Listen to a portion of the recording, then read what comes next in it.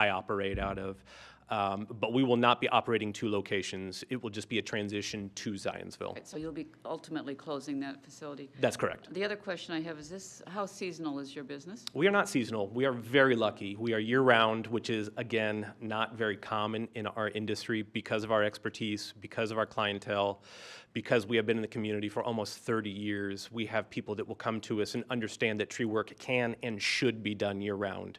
There are objectives that we will complete for prescriptive pruning or for dormancy pruning, being wintertime, where it's safer for trees to prune during that time, actually to where we'll have clients contact me in the heart of the summer right now, and we'll tell them, absolutely, we're going to help you out. Here is your quote. Here is what we intend to do. We will see you in January because of the safety of the tree. So we have not furloughed our employees. We do not shut down. We continue operations year-round.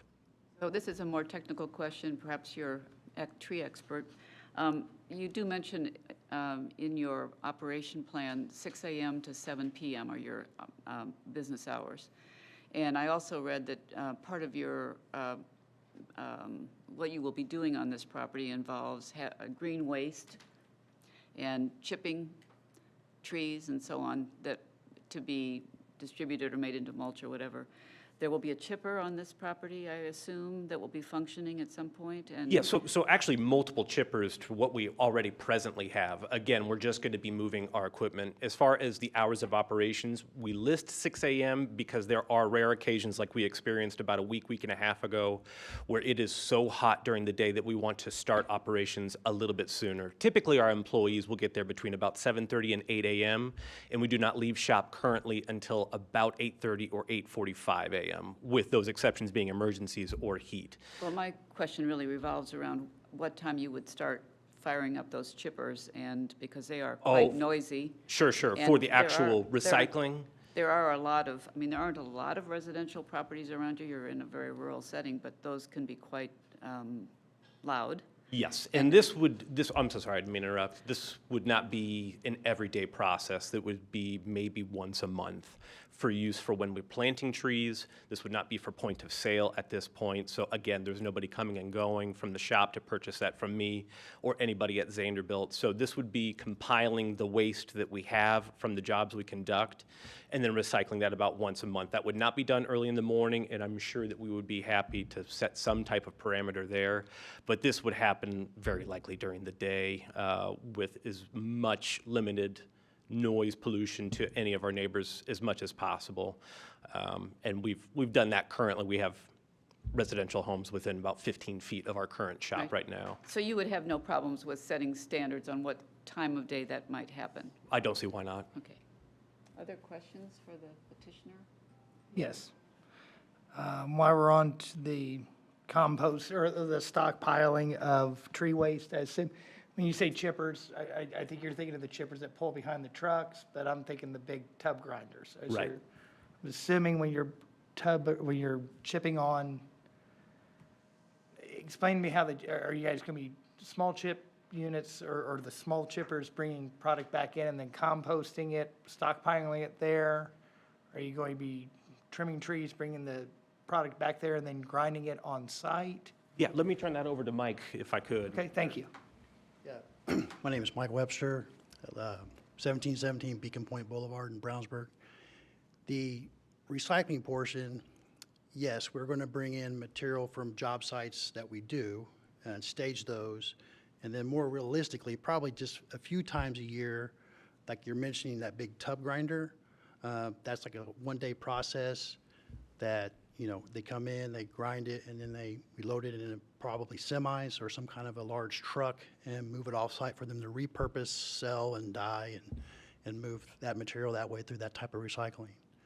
So there's really not going to be very rarely any small chippers that you would see or hear that you're normally more familiar with running there throughout the day. Okay. And approximately, I mean, this is a 25-acre site. Would you be willing to make a commitment to not letting this stockpile exceed 1 acre, a half acre? I would have a concern with multiple things, but wildlife getting in there, drawing wildlife in, et cetera. I mean, if it gets to a certain, I guess my concern is the size of the pile of dead tree limbs and so forth that are getting ground once a month. Correct. Would We you would be do willing to those. make a commitment to the size of that pile that's, or the, limiting that pile size to a certain cubic yards or something? Absolutely. Whatever Okay. you feel would be necessary. And this is And we can not- have a conversation, however that needs to And happen. you're not allowing, if I had tree-loaded tree limbs, I can't call you guys and bring them out and dump them, correct? That's not part of this business plan in any way? No, it is not. No clean, no running the operation as a clean fill site, no soil coming in, no crushed concrete, no, there's a reason I ask these questions. No, it's valid, and me being at the shop every single day with all the gentlemen and women being gone on job site, I've had people request to do that, and we usually end up with a big laugh. But this would be much more for sustainable grounds for not only Vanderbilt, but the waste we're bringing in versus what may be happening on the back end of things where they get dumped typically from any other tree service company. So we would not be open during the day for any point of sale, kind of like we're operating right now. John mentioned some people coming by appointment. That's typically to drop off payment to me. I love that because I get to know people not only by name and address, but also by face. That would be the majority of any outside traffic coming in, aside from our own trucks, in the morning and in the evening. But the assumption is if you have a tree farm, you might be selling those trees. So you would have people that would be walking, choosing trees on the tree farm, or are those not going to be for point of sale? Well, no, though actually, so we would be planting them, but they would be chosen by us. And that's typically our operation right now, where we're actually going to outside tree farms in Seymour. We're going to some here a little bit closer locally, where we'll actually pick out the tree for our clients. That's a part of our service, to where they don't get to come in and say, I want that tree, I want that tree. I see. We take a look at their site, what will work best for the area as far as planting operations go, as far as the survivability of the tree and what's best for the community as far as native trees go, and for the betterment of not only of their home, but the community. So we're actually picking those out for them and then bringing them. So again, this would be done by our arborist, and typically it would be by Mike or John, our vice president. So the other question I have has to do with security, because obviously you would have a large facility or a large building that would house your equipment. And I saw that you would have surveillance. How would you be handling I mean, you would be out there in a very rural setting. It seems to me that it would be easy for somebody to break in and abscond with things. So- Yes, we have the same worry right now. Most people are familiar with Big Hoffa's barbecue. We sit above Big Hoffa's. That's actually Vanderbilt Commercial Park. So we have a very similar worry right now. So we have all surrounding cameras for all of our trucks and equipment. Now, we store most of our items inside a locked warehouse with those security settings, with 24-hour surveillance by Paul as well as John. We would up that security because we probably would have a few more trucks sitting outside. Right now, the way we have our security system set up, it's all throughout the inside of the warehouse as well as the outside parking lot. So we're able to see the few trucks that we do park out there with motion sensors and 24-hour surveillance available on any streaming app or online. We're able to secure our building that way. Luckily, we've not had any incidences so far. Since it is going to be more rural, we would need to change those plans, but the considerable investment we have in machinery, as well as the location itself, we would be upgrading our security immensely, tenfold. Further questions for the petitioner? Yes. The hours of operations are something that are concerning to me. This, like you mentioned, is a rural setting out there. And the reason I asked about a clean fill site is because someone snuck one in about a mile from me, or a half mile from me. I've got a quarter mile of woods that's between me and that site, and I wake up to the sounds of beep, beep, beep, beep, thud. Beep, beep, beep, beep, thud. And I get up early in the morning. I've turned them into the county. That stops them for a time or two. I don't think you're allowed to do any of that before 7:30 in the morning, or it used to be an ordinance in the county. So the hours of operation are disconcerting to me. That is why it is a rural setting. With the rural setting, flat land sound carries. So when you say you're going to be in business or open at 6 o'clock in the morning, I can envision the sound of those trucks and so forth not being the most desirable sound and beneficial to adjoining property owners, land values by any stretch of the word. And then you've mentioned that you called yourself a tree farm, and you guys have forced me to do this. I actually used AI today.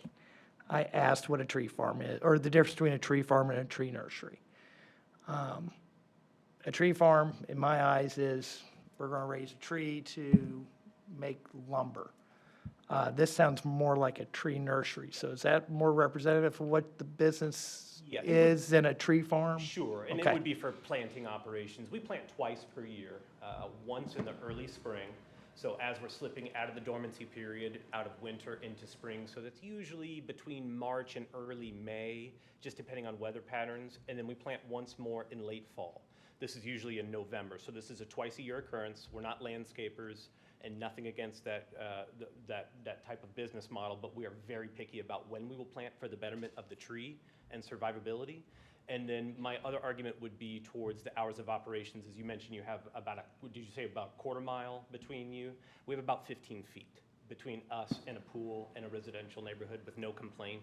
We have a very good relationship with them. So it's a valid concern, and I do get it, but we are not a large-scale operation recycling facility. We are a tree service provider who wants to add that as a small portion of our service model. Other questions? We do have I have some folks who would like to speak, I think, so. One more, Okay. and this is actually for Jonathan, because I forgot to ask him earlier. Where's this thing, or this property lie in the airport comp plan amendment? This is going to be close again to that line. In fact, I think part of the property might be past that Tier 1 line.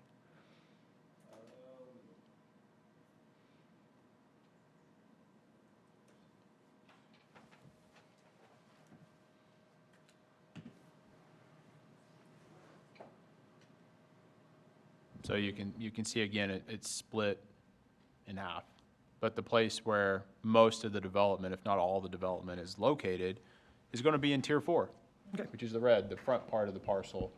I'm not 100% sure what y'all are showing as far as the back part.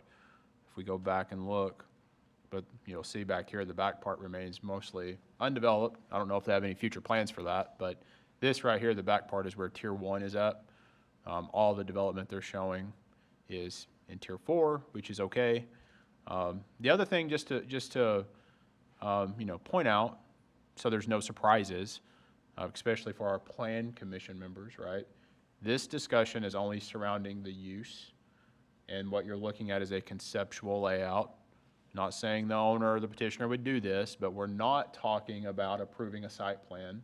We're not talking about even a compliant site plan, right?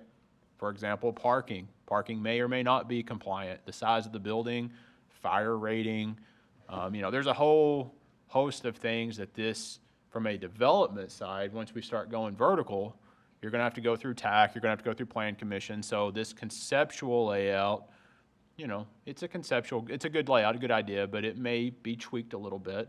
And so just don't be surprised for the Plan Commission members if you approve a use and then you get to Plan Commission for approval of development plan.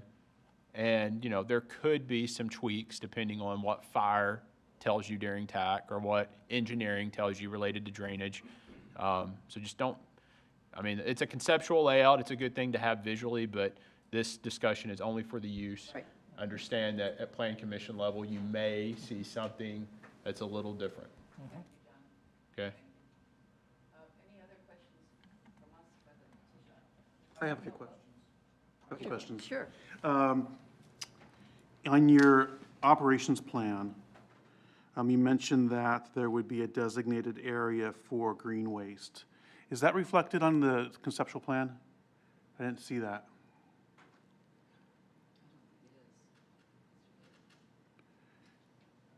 You say it's a designated area, but I don't see it reflected in the site plan. I don't think it is either. And when I asked John about where it'd be, my understanding is it's very minimal operation and what the output is. So I don't know how much space you actually need or where the best case is. Clearly, they could commit to where it would be done, and then that would come down the line as well, because the intent, like they're saying, is not to be disruptive and, annoy the neighbors in the neighborhood. So they would do so in a manner that best fits the location, so sound's not carrying, it's not creating debris that's crossing anywhere. So I think they're very mindful of how that operation would look like. Yeah, and especially knowing that this is a conceptual plan and not one that we're taking action on, so. My concern is that the Board of Zoning Appeals is approving a specific project description. And the amount of area that's designated for waste may be an important consideration for you. Likewise, the location of the parking and other site improvements may be an important consideration for you in deciding either whether to grant this request or conditionally grant the approval. So I raise that as a concern. You mentioned the concerns about noise. It may have also, that may relate to the location of this designated recycling area. Like Jonathan said, this is a conceptual site plan, but I think that it's reasonable for you as a condition to require that that the site development substantially conform to the site plan that you're seeing here. Because I think it's a material consideration for you in whether to grant this particular request. Also, you mentioned that, I think you said that you would be picking the trees for your customers. Correct. Yet I find in the operations plan that by customer appointment only can customers enter the site for purchasing trees. So I wasn't quite sure what is meant there, because it seems to conflict me a little bit. Sure, so Yeah. for our current model, we're actually picking out the trees for our clients. To the best of my knowledge, that will be moving forward. Now, that might be, again, another conceptual plan for way down the road if this is approved to where we might be able to expand upon the current nursery that is there or tree farm, if that might be the case. But to my knowledge, I don't have any plans for folks to be able to come in, say, that's what I want, and that's what we're gonna do. So when your plan says customers may also visit the property by appointment only for purchasing trees directly from the farm, is that incorrect? I'll have to defer to John on this a little bit with your conversations with our John. That is the plan of operation, which Okay. I submitted. Okay. It does state that. In the future, okay. Yes. So there will be customers who can come and choose trees on site. There will be a retail function. That must be the plan for down the road, I would assume, if that's what you That's what it do. states. Okay. Yeah, and to Mr. Dale's point, which I think is an extremely important point, particularly if you're talking about residual waste accumulating in a place. As much as you say, we're only going to be using this tub grinder, we don't know, once a month or something, I would advocate that it be located in the farthest position on that piece of property, away from where residential folks are, and also that the accumulation of that material be in a place where it will not become, as Mr. Fedor mentioned, a site for various wildlife to take up residence while you are waiting to get it large enough that you want to process it and get it out. So, I do think that that's a point that's very well taken, and we are being told this is only a conceptual plan, but it seems as if perhaps we need to have a little better idea of what the plan looks like. What are your thoughts? Yeah, I agree. I agree. And I'm a little bit concerned about now, it sounds like we do have a retail storefront or potential retail storefront in this location. It didn't sound like we had one in, so.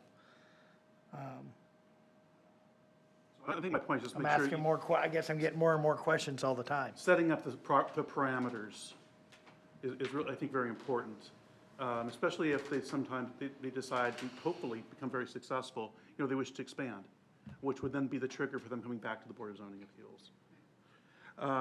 And then I should just a couple clarifications too. With no mulch sales, I'm hearing that there would be no mulch sales, is that correct?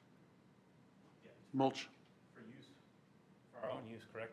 Either for our own use or there's like I don't know if you've heard of Forest Commodities. It's a large forestry company that does a lot of bulk mulch grinding and treating and dyeing. They would be the ones I'm not familiar with their process because we haven't dealt with them at this point. as far as if we have to pay, I'm assuming we have to pay them to come get it, to remove it. Okay. Because like right now, we currently go to pay dumps, or unless a client wants the chips, then we have to, we give it to them. Because Okay. our industry standards actually do require us to have a purposeful use of the wood material waste. So Most of then, it's through recycling through green cycle or okay, commodities. so you will, so if you do generate mulch, it'll be sold off, it'll be carried away? Okay, all right. And then also you mentioned no concrete or like no concrete rebar and that type of thing on your site, okay. And Mike was telling me as well, in terms of the way that they currently operate, he's saying they use about 1/8 of an acre to 1/4 acre for the size of the mulch material that's created. All right. And I think to one of your points too, there is I think it's a green cycle recycling facility in Hancock County, and there is very, very tall piles, almost mountains of recyclable material, which is not very attractive, to put it frankly. Nor does it smell real well when you Yeah, get close to it. that's right. And the planning department there, as a condition required, a landscape berm, but it's miniature. Berm is like this. the Yeah, piles like that. that's my point, yes, thank you, so. Well, and keep in mind, this is still close to the airport. You don't want to get too high on anything. Right, so there is a potential for a visual impact, I think is what you were alluding to. Okay. Perhaps we could hear, there's some folks who would like to I speak. might have a few more towards the end here, that's but fine. I think there are Let's- some folks And out real, there. and real quick, if I can just point out as well, the plan of operation does indicate that a lot of the mulch used will go into the tree farm as well to be used for the cultivating of those trees. So they will use it on site, so it'll be put back into the ground. Okay, thank you. If we'll take a minute to, we have some folks who would like to speak on this petition. I have a few folks who have signed up here. Gary Shugart, Jeannie Shugart. Are you still with us? Would you like to speak, please? Come to the podium, give your name and address, please, for the record. You've hung in there for a long time this evening. Thank you. I'm Gary Shugart. I live at 650 North, 1200 East. We've lived there for 38 years. So mostly everybody around us has been there 25 years plus. So we've grown up with it being rural, quiet, peaceful, family, what you would live in the country, is what we like it to say. So we like to stay that way. Now we're retired. We'd like to spend more time out in the back patio and listening to the birds chirp and lawnmowers mowing grass. So the concerns that we have, you've asked a lot of the questions of the concerns that we have, and of the chippers. That's a loud sound. You've all heard those. The skid steers with the beepers that they have. Maybe moving their trees in the trucks and so forth. And the concern would be, and they've alluded to it, and their moves, this is great for them. They've moved because they've grown, and now they want to grow some more, which I applaud them for that, because that's what a good business does. They want to grow so their employees can have a better place to earn a living for their family and so forth. So what my concern is, and you've mentioned it, you brought up the mulch. Now that they're moving to this location, they probably haven't been to a site that they have had that much room. So now they can get ideas on where maybe they can improve their operation, expand their operation, do more things that they haven't done before, like doing the green cycle type thing. Not saying they will, I'm just saying that's a possibility. So one of the other concerns I have is that if you approve this, what's to stop the next person or next company that comes out in our neighborhood and wants to buy a property next to us and wants to put in a business? We're a rural community. We want to live in the country and keep it peaceful. So I just ask that you say no to this request for this petition. Good evening. My name is Jeannie Shugart, and I live at 650 North, 1200 East. We live on 2.5 acres, just 2 driveways from the land that's in discussion tonight. And I'm reading this because I'm not a public speaker, so. But here's my heart, because I love where we live. I'm a lifelong resident of Union Township community. I've lived at our residence for almost 38 years and grew up just a few miles from our home here. I've loved living in the quietness of a rural community all my life, and this is why I'm concerned about the tree farm bringing their business so close to us. There are only a few voices that you will hear from this evening that are in opposition to this business. The reason there are only a few voices are because there's only a few homes in this particular area, and I would like to keep our surrounding land the way it is without a business being approved.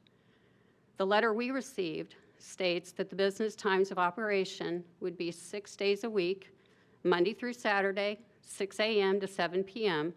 I'm home throughout the day, so my 6 days a week concerns are, and not limited to, the large buildings that are going to be built, the noise from trucks, other vehicles, and equipment being used, possible security lighting at night, traffic in and out of the property throughout the day, future changes that might be expanding, and what all this can do to our property values of our homes that we've been here for so many years.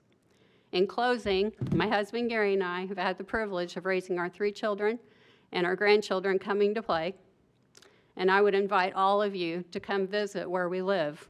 It's quiet, it's peaceful, it is home, and it's where we and our neighbors have enjoyed for many years. I feel that this or any business so close to our homes would definitely change what we love about where we live. I would ask that the board members here would say no to this business being approved next to us. Thank you. I have John Haswinkle. You would give again your name and address, please, for the record? Thank you. My name's John Haswinkle.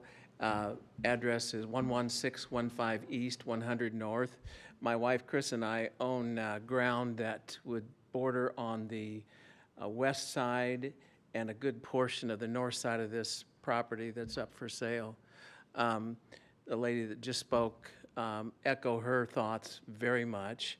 I know some of the things that really concern us in the paperwork that we got in the mail. It scares me in that this could become a green cycle.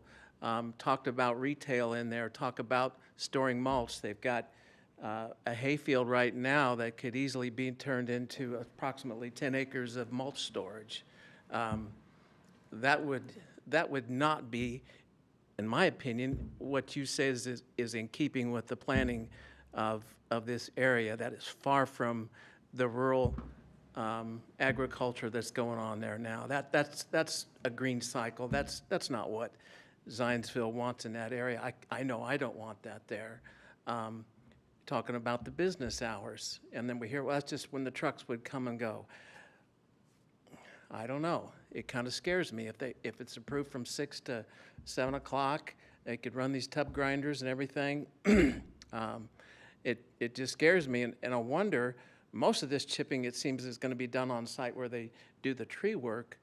I know they haul back some big logs to be shredded and chipped up that may not fit in the standard chippers that go behind the trucks, but the commercial operation of this certainly is concerning, and I don't think it's anywhere close to what we need in that area.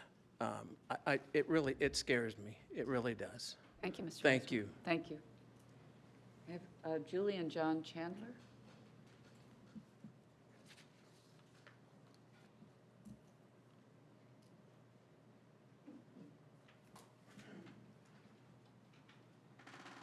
My name is Julie Chandler. My address is 614 North, 1200 East. That's just the property north of the property that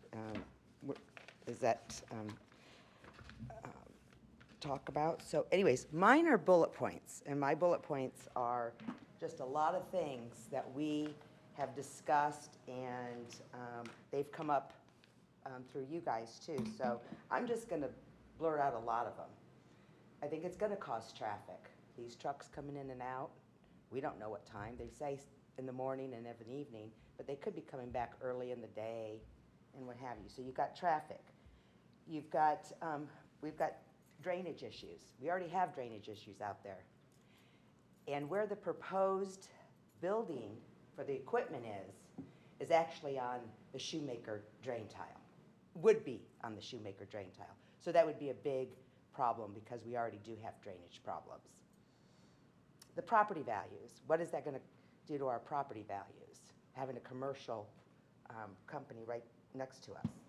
Our quality of life is great right now. We have our 2.5 acres. We have a great backyard, pool, the whole thing. I don't want to hear backup beepers all day long. I don't want to have security lights out all night long. So security lights, backup beepers, this buffering that they are proposing, it's just going to be shrubbery between us and them? No, I think they should consider at least, if it is approved, at least a 12-foot fence between our yard and that property. We have animals, several. And with that noise, the beeping and everything, that's going to cause chaos with them. What type of signage are you going to have out there that's going to drive more people wanting to come in and ask questions? So the signage is the big thing. Let's see what else I had. The visual. Somebody made a very good comment about the visual. I think it was you, sir. Having the recycling back there. Currently, we do have some of that in the back there, that the trees were cut down and just piled up, and just the brush has just been there. And I think it's been there for maybe a year and a half now. And so, and when you say that it's already a landscape company, it's far from a landscape company. We don't see them ever out there, okay? I mean, I can count on one hand how many times during the summer I see workers, getting their stuff. They have little areas where they keep their, what is it? Not the equipment. The equipment, I don't think is maybe 1 or 2 pieces, and it's really not even a pole barn. It was a horse barn at first. So, I mean, all of this, but like it's not anything like a commercial landscape company today. It's not like that at all. And so bringing in a commercial one and setting up, landscaping, buildings, and just taking over that property, because most of it is all up front. And I'm going to say probably 10 acres of it. The first 10 acres is the whole business. And the last 15 acres is nothing in this proposal. So the usage is right on the property line and closest to mine or ours. So I would just like for you guys to take those things into consideration. We are rural, and we've been there almost 30 years, and we like it just the way it is. Very much, Mrs. Chen. Thank you. Anyone else who would like to address this petition? You please, yes, give your name and address, please.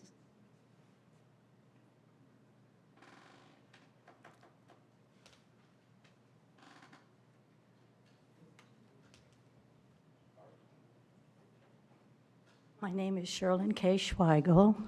I live at 820 North, 1200 East. And the first couple McCameys, they will be building next to me, and they have 14 acres, and they're going to build a single house. Thank you so much for approving that. And just want to keep it rural out there. I think that the noise and other stuff would affect where we live and the people, what have you. But I think that's just what I wanted to say. Thank you for approving that. And it is 14 acres, and they are going to build a single house on that. So, Thank you. yeah, Yep. thank you. Oh, I'm sorry. So my husband and I, we built our house out there 45 years ago. oh, So it's been 45 years of heaven on earth, and I do appreciate that. Thank you. You. John, do we have anybody online? Oh, okay, if you would, please. You just, as briefly, please, give your name and address. John is indicating no. No? Okay, thank you, John. My name is Mitchell Aaron. My address is 14446 Schrawley Court, Carmel. I'm the current owner of the property. I bought the property in, I think it was 2003, so I've owned it well over 20 years. When I did buy it, it was zoned agricultural. I went to Boone County, got a special exception to run my landscaping business and my crews off of it and to grow trees on it. My business at one time was bigger than it is, and I've been scaling back and stuff and we're in the process, obviously, of selling the property, trying to, and then kind of retire and get out of it.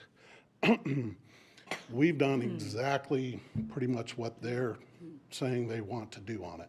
Now, it's scaled back over the last few years and gotten smaller, but at one time, when I first bought it, we had, you know, quite a few more employees and stuff like that than are out there now. We run crews off of it, park the trucks out there, park the equipment in the pole barn. The pole barn that's there now is about a 45 by 65, and it was a horse barn, and when we bought it, we updated it, put a floor in it and stuff for the equipment and everything. And then we planted trees. A lot of the trees we planted are exactly where they've shown on the right side there. Actually, if you see those lines of trees, my timing wasn't so great. I lined out about 3 acres of trees in 2005. Everything came ready at like 2007, 2008, when it cost about as much to dig them as it does to. But basically, we've done the exact same thing out there, and you're talking about a scale, and you're talking a lot about the chipping. I don't think we've got mulch bins in the front where at times we would haul semis of mulch in, dump it, and then just for our own use. What Boone County told me was just no retail facility on the place, just to run our crew, which is what we've done. And what you see there, basically, where the box is, that's about 500, that whole picture's about 500 feet off the road there. The property's 1,800 feet deep. So there is 2/3 as much land behind that as what you're seeing right there. All that, the very back is just natural tree area. That middle 10 acres is, we've grown in hay for years. And then in the front is the barn and stuff. And there is a pile of brush back there that we haul back when we do jobs and stuff. And some of it is the trees that we've planted because we didn't harvest all of them and we had to clear stuff out. But from what they're saying they want to do, to me, it sounds very similar. They're a little bit bigger business than I am now, obviously. But as far as, you know, running crews, and honestly, I've never had a single problem within, you know, I know the neighbors and stuff, and I haven't had a problem. They haven't had a problem with me. They've even expressed how they like the trees that are there on the side and how they've grown up and stuff and everything. So it's important to us because we've got a lot of time, and it's not like we just popped in and bought this 2 years ago and are trying to flip it or something. I've been out there for over 20 years. So, and it's very, the way the property is shaped, you're going to end up with something, you know. Okay, thank you very All much. right, We thank you. appreciate, thank you for your input. I'd like to say something, please. Jen Aaron, 14446 Schrawley Court, Carmel. One thing that I keep hearing is about traffic, traffic, traffic. This is on the same road as Stuckey Farms, okay? There's 14, 15, 16,000 cars that go up and down that on weekends. So let this business do what it needs to do. The noise, the chippers, There's so much tree space in between there. There's a log cabin on one side worth $1.5 million, another person, and then across the street. That's your true 3 people that should be here concerned about it. And that's who's. Okay? Thank you very much. Thank you very much. Thank you. All right, any further questions or discussion? I have one more question for the petitioner. You're not burning on this site, is that correct? There's not going to be, we're going to burn stuff? All right, thank you. I have another question for the petitioner, too. You want to come back up and stand at the mic, please?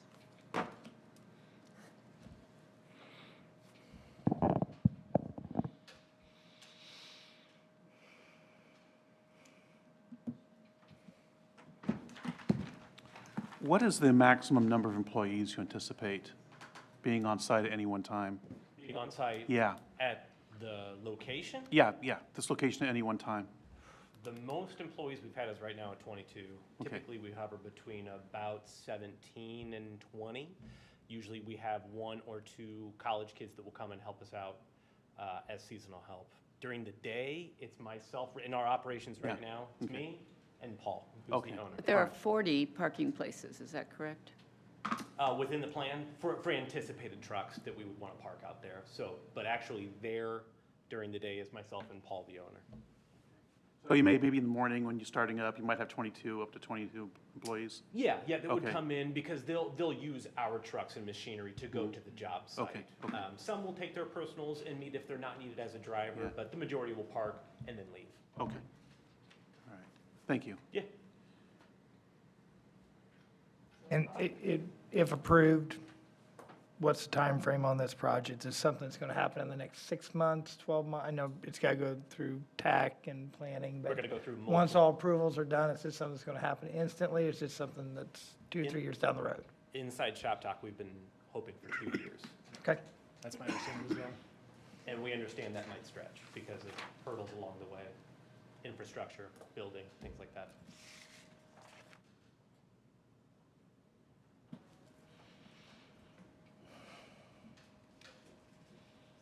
I'm just speaking for myself. I have some thoughts about, I would like to see some conditions put on this because approving it just sort of out of hand does not allow, does not mandate that certain things, I think to Mr. Dale's point, where are these things going to happen? Where is this green material going to be stored?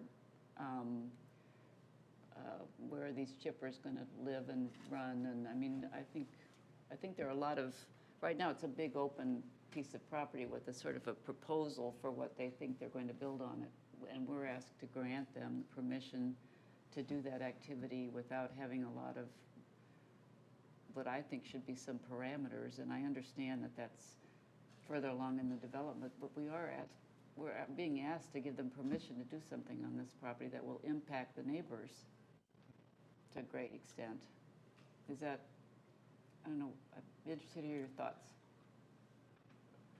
I would agree there need to be conditions.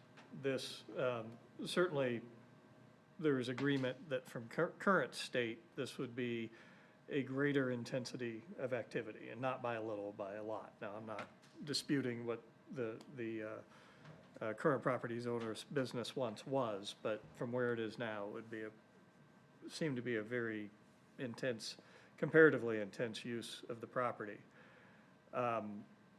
Frankly, one of my concerns right now is we've been here for close to 3 hours, and I don't know that I could get through my thinking on the right restrictions to do the property tonight. That is one of my concerns. But those of you that have expressed certainly a greater vision of what those restrictions might be, I might suggest you organize them enough so that the petitioner can think about it. You're Yeah. welcome. I have an abundance of caution on this, and I spoke from my own personal experience of dealing with something of a similar nature going on close to me, and nothing can be done about it. And I've also seen these things go from small operations to massive operations, and under the guidance of, well, we're just a growing business, and next thing you know, it's growing out of the realm of what we all anticipate it being. So I guess one of the things, Mike brought it up, I brought it up, a location of where this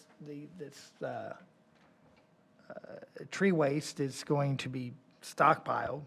Location would be one of the things I would like to see. And some sort of a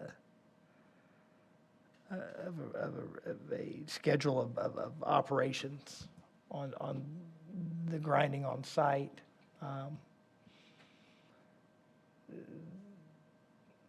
Well, the concept plan is, yeah, I just don't, like I said, there's so many things that I just have a lot of concerns. That the stockpiling of material is one of them, and I don't even know how many yards a pile that's 20 foot tall by 40 foot is, to say this is the limit of yardage that you can have on this site. I don't want staff to come out with a tape measure to try to figure what a 20-foot tall pile. Actually, I do want staff to have to go out and do that. But there's some things that we would like to see in here. One of those would be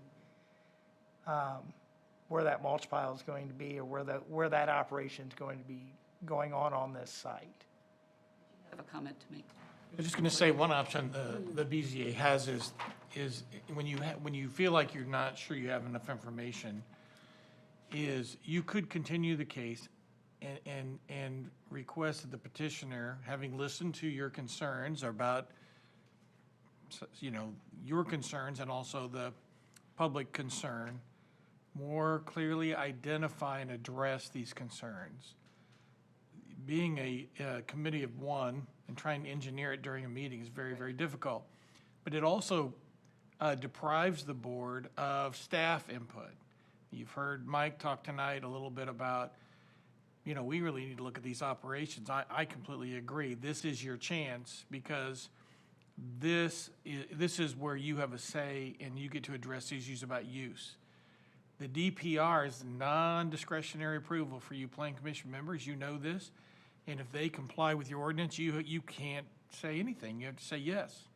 So this is the time. But you should also, if the petitioner, having heard what you said, tries to address your concerns, make specific proposals, provide more detail about the issues you've raised, and then go to the staff can then work on those details before it comes back to you. And it would be of great assistance, and to Mr. Hurst's point, more efficient use of time than you all trying to craft a list of conditions which would address every issue, every concern you have.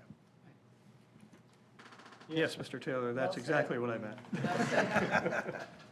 Well said.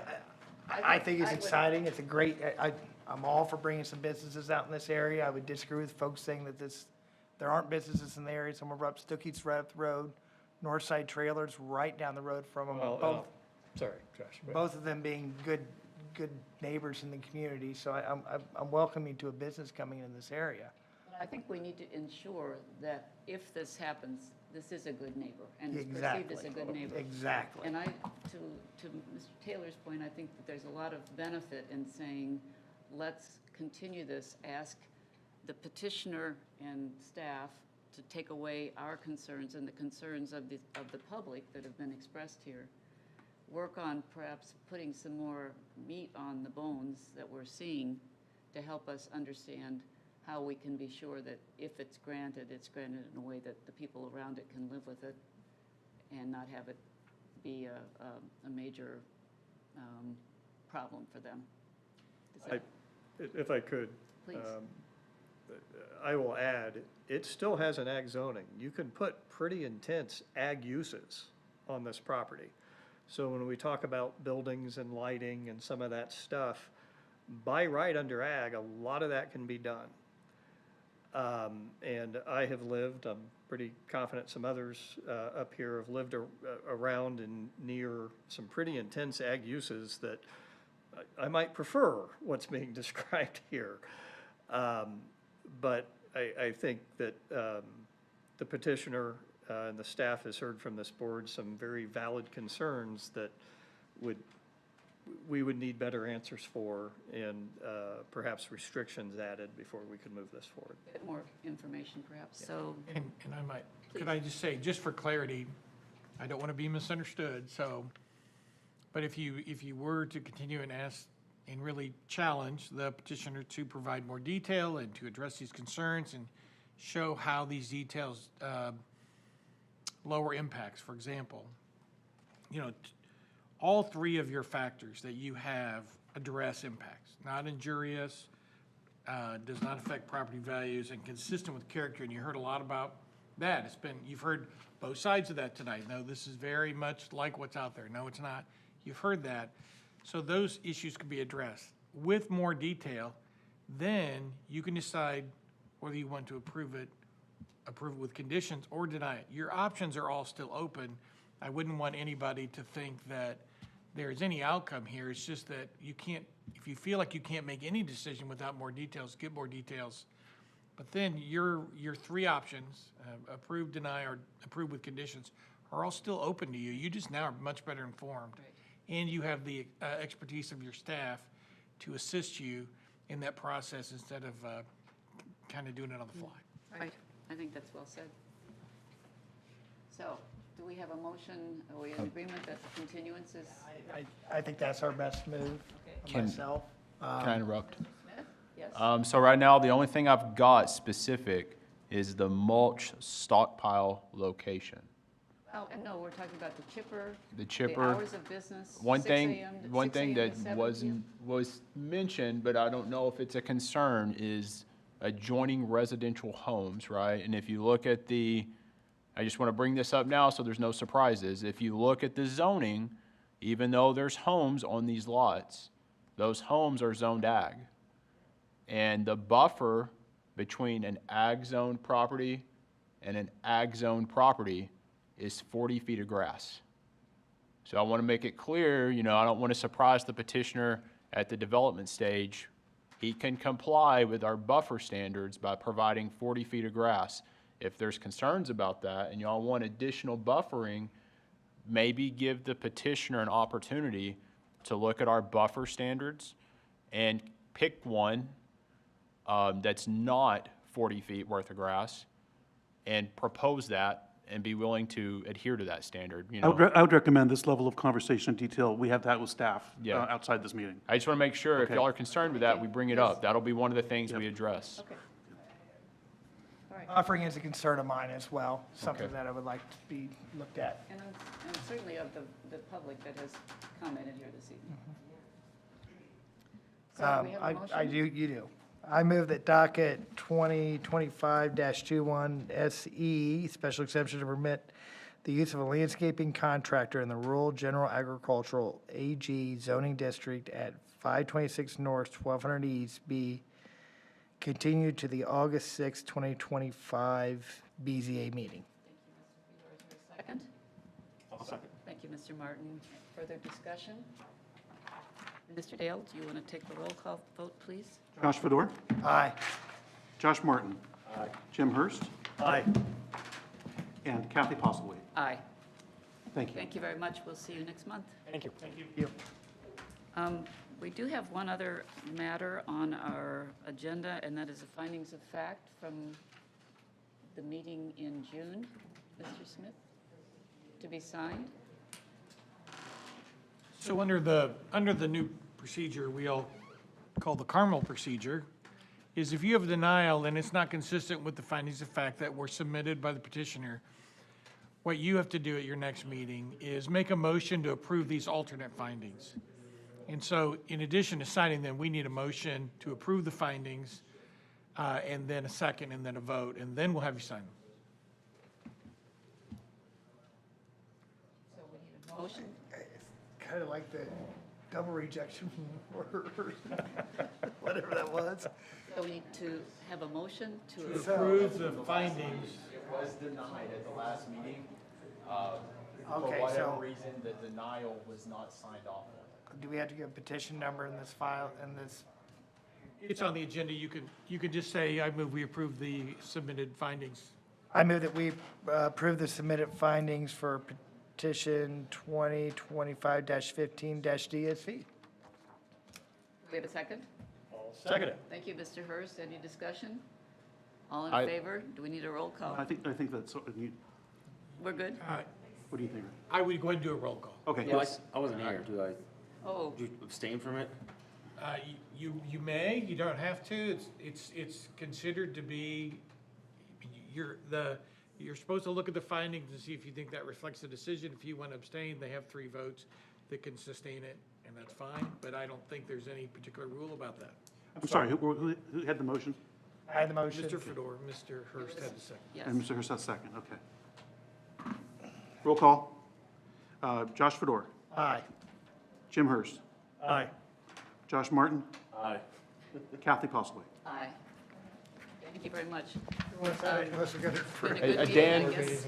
a Dan Taylor question, just to clarify, when we deny a petition, and me and Josh had this brief conversation about what do we do, when somebody votes against something, do they still sign the form?